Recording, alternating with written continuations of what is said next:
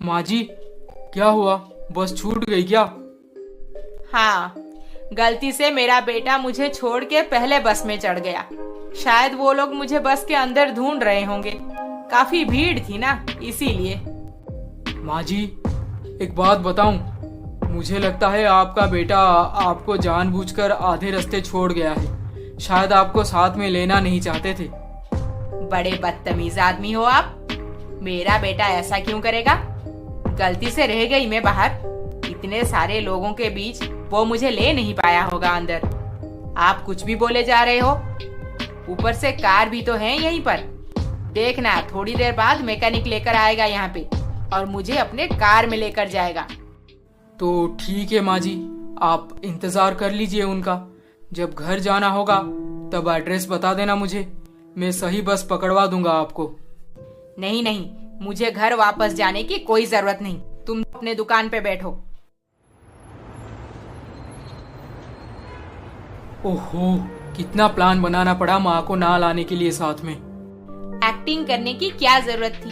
घर पे ही सीधा सीधा मना कर देते ना। घर पे मना कर देता तो माँ गुस्सा हो जाती और हमें कुछ नहीं मिलता गांव से, समझी? ऐसे करने से माँ को लगेगा कि गलती से वो नीचे रह गई और हम बस में चढ़ गए। अब वो घर कैसे जाएंगी? कुछ हो गया तो सारा दोष हमारे ऊपर आ जाएगा। अरे मैं वो दुकानदार को 1,000 रुपए दिया हूँ। वो सही सलामत माँ को घर पहुँचा देगा और माँ ऐसे डरी हुई होगी कि दोबारा कभी शहर आने को सोचेगी भी नहीं। अच्छा होता उन्हें अपने साथ रख लेते ना। घर का इतना सारा काम, बच्चे का काम, ऊपर से नौकरी, मुझसे संभाला नहीं जा रहा। नौकरानी को महीने के 10,000 देना पड़ता है। तुम्हारी माँ आ जाती तो फ्री में सब कुछ हो जाता। बुद्धू कहीं का, समझते ही नहीं कुछ। मन ही मन प्लान बना लिए। उस दिन सुधा बेटे का इंतजार करते करते शाम हो गई। माँ जी, फोन तो कर लीजिए आपके बेटे को कि कब आ रहे हैं। कैसे करूं फोन? फोन तो बहू के बैग में रह गया और मुझे किसी का नंबर भी याद नहीं। तो चलिए, मैं आपको बस में बिठा देता हूँ। घर वापस चली जाइए, रात होने को है। उस दिन सुधा बहुत दुखी होकर घर वापस लौट गई। माँ जी, आप वापस आ गई? माँ, सब ठीक है ना? कहाँ ठीक है बेटा। अब सुनील कितना परेशान हो रहा होगा मेरे लिए। हुआ क्या है माँ? फिर सुधा ने अपने बड़े बेटे को सारी बातें बताई। माँ, मुझे लगता है आपको अब उनके पास शहर नहीं जाना चाहिए। शायद आप समझ नहीं रही। चुप कर। तू चाहता है कि मैं तेरी पत्नी और बेटे की चौकीदारी करती रहूं जिंदगी भर? मैं जरूर जाऊंगी शहर और ऐशो आराम की जिंदगी जीऊंगी। सुधा एकदम से जिद पकड़ के बैठ गई कि वो सुनील के पास रहने जाएगी। फिर निखिल और निशा क्या कर पाती। अगले दिन निखिल माँ को लेकर सुनील के घर पहुंचा। माँ, मुझे थोड़ा काम है, मैं अभी निकलता हूँ। आप अंदर जाइए, यही है सुनील का घर। हाँ ठीक है।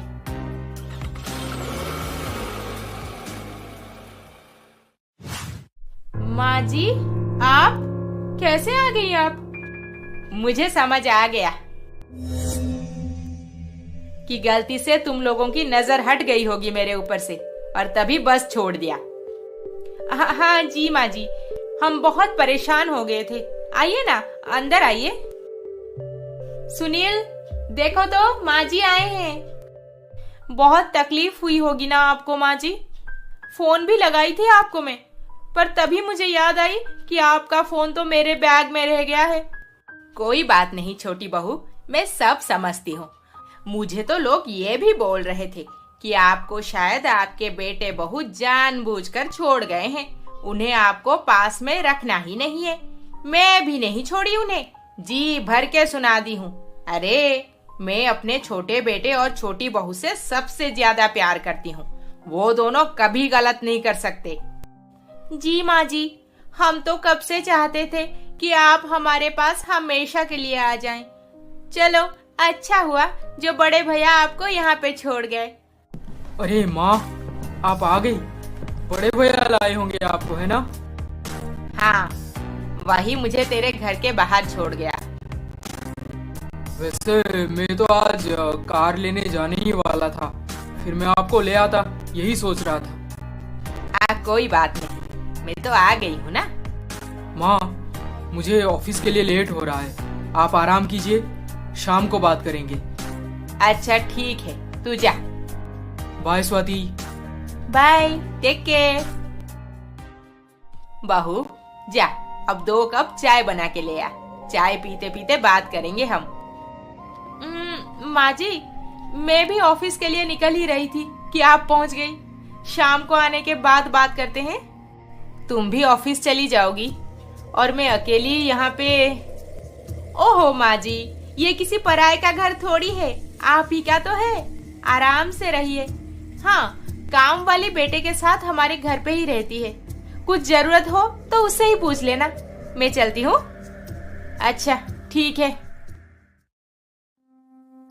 सुनील और स्वाति दोनों ऑफिस निकल जाने के बाद सुधा पूरे घर में घूम फिर के सब चेक कर रही थी। कितना बड़ा घर है, क्या क्या सामान है, क्या क्या सामान रखे हैं, फ्रिज में क्या सब रखा हुआ है, खाने में क्या क्या बना है, सब कुछ। वाह, मेरे छोटे बेटे का घर कितना बड़ा है, और कमरे देखो, एकदम आलीशान घर है। यहाँ पे रहने के बाद गांव लौटने को किसको मन करेगा। एसी, वॉशिंग मशीन, टीवी, इतना बड़ा फ्रिज, कुश्ती कसरत करने वाला एक अलग सा कमरा भी है। वाह वाह वाह, पति पत्नी दोनों नौकरी करे तो कितने अच्छे से लाइफ बिताते हैं। कुछ देर बाद सुधा कामवाली को बोलती है उसे खाना देने के लिए, और कामवाली भी जो कुछ बना था घर में उससे लाकर सुधा के सामने रख देती है।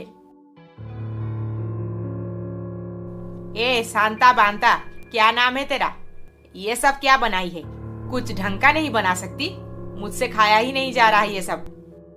ओ मैडम, कितनी बार बोला आपको, मेरा नाम कांता है, कांता, शांता बांता नहीं। और खाना मैं नहीं बनाती, खाना तो आपकी बहू बना के जाती है। अच्छा, बहू बनाई है ऐसा खाना? ठीक है, तू जा। बड़ी आई बोलने वाली। बड़ी बहू कितना अच्छा खाना बनाती है, पर यहाँ पे ये सब। अरे मैं भी ना क्या क्या सोचे जा रही हूँ। छोटी बहू नौकरी करती है, नौकरी, खाना बनाना सीखी ही नहीं होगी वो, और ऊपर से उसके पास वक्त ही कहाँ है जो सोच समझ के खाना बनाएगी। कोई बात नहीं, मैं इसे ही खाकर एसी में आराम से सो जाऊंगी।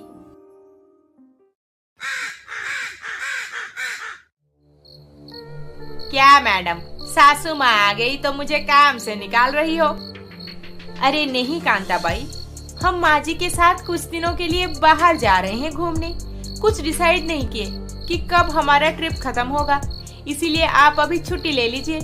जब जरूरत पड़ेगी तब मैं आपको बुला लूंगी।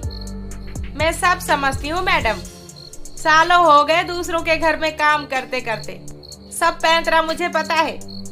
चलो ठीक है, मेरे पैसे बराबर सही के लिए हमारा अगला एपिसोड देखना ना भूलें। और अभी तक आपने हमारे चैनल को सब्सक्राइब नहीं किया है तो जल्दी से सब्सक्राइब करके बेल आइकॉन दबा दीजिए। अरे अरे अरे अरे, इस वीडियो को लाइक, शेयर, कमेंट करना ना भूलें। जल्द ही मिलेंगे अगले एपिसोड के साथ। नमस्ते।